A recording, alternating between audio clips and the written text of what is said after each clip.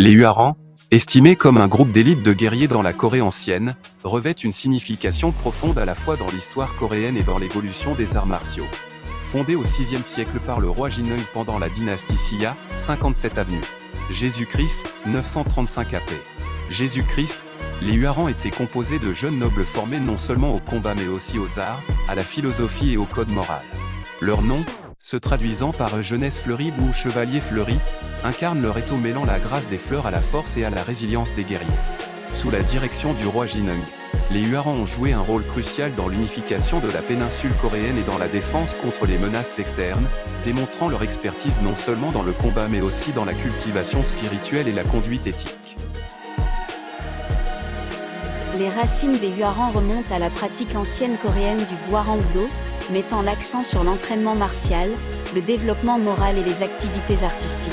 Influencés par les principes bouddhistes et les éthiques confucéennes, les Huarans ont suivi un entraînement rigoureux en compétences de combat, tir à l'arc, équitation et philosophie, favorisant un mélange unique de compétences physiques et de discipline spirituelle.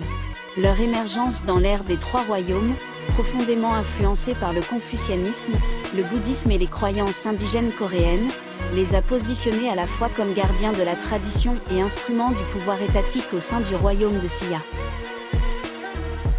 Au cœur de leur étau se trouvait la recherche de la vertu, de la droiture et de la loyauté, façonnée par les idéaux confucéens de piété filiale et de respect de l'autorité, ainsi que par les enseignements bouddhistes de compassion et d'humilité.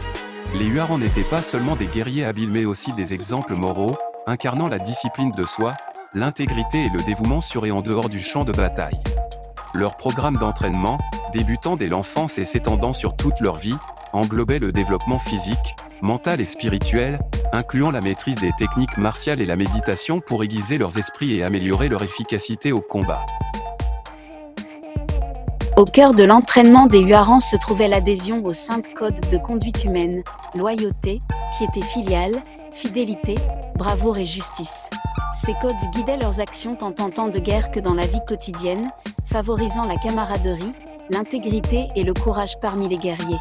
La loyauté au roi, aux camarades et à la cause, le respect de la famille et de la tradition, l'honnêteté et la bravoure dans toutes les affaires, et l'engagement à maintenir l'équité et la droiture définissaient leur conduite, leur valant respect et confiance au sein de leur communauté. L'héritage des Huarans s'étend au-delà de leur puissance militaire à leur rôle dans l'unification de la Corée et dans la défense contre les menaces externes, notamment lors de l'alliance Tang-Xia contre le royaume de Goguryeo. Leur acuité stratégique et leurs compétences au combat ont préservé la souveraineté de Xia et maintenu l'indépendance coréenne.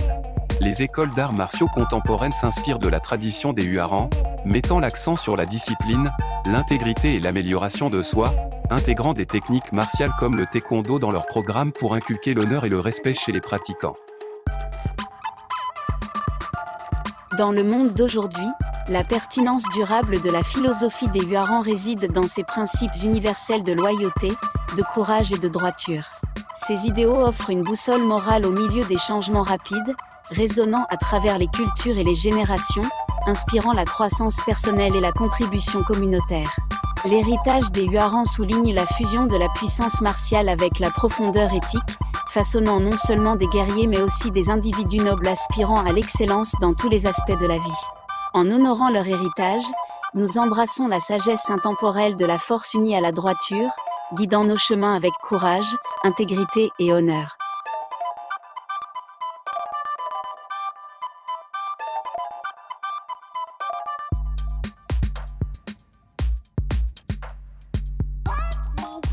Thank you.